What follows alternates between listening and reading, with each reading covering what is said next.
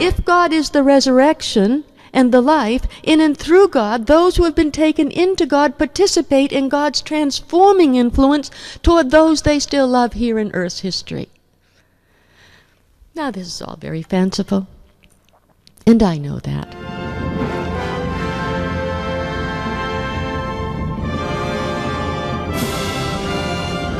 And process gives me a conceptuality that allows me to say that there is a resurrection, that evil does not have the last word, even for those whom it so thoroughly destroys. That God is the power of resurrection, literally.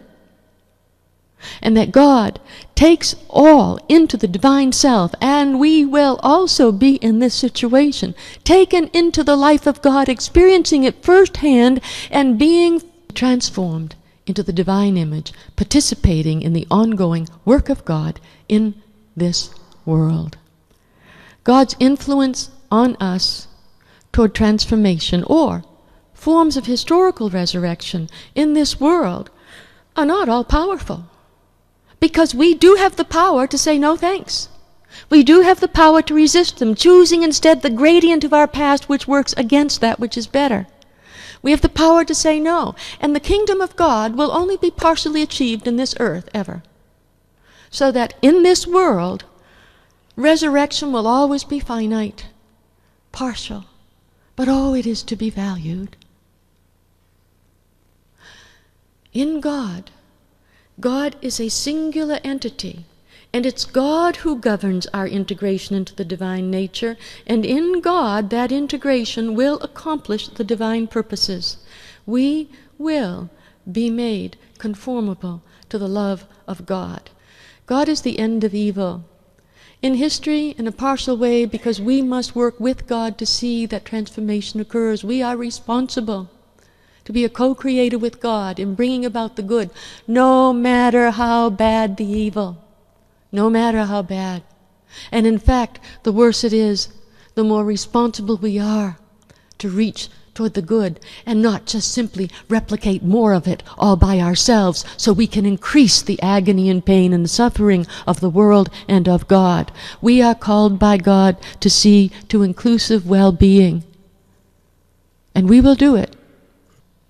But in God, by God who is grace, there will be a final overcoming of evil. And that final overcoming in the depths of God feeds back into the world, pushing us toward those little or those great things that bring about historical triumphs. In these terrible times, and we don't even know if we've seen the worst of it yet, mediated and expressed for me through process theology, says, God is not mocked, and it is not the last word. Evil is not the last word.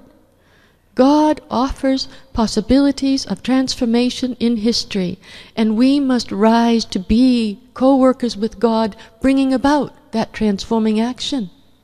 Receiving these horrible influences into ourself, receiving at the same time God's influence to transformation, integrating them into who we are, and coming out stronger for the good. And God is the everlasting overcoming of evil. Well, that's one way of putting it. Take it as it is, or go on and think up something else.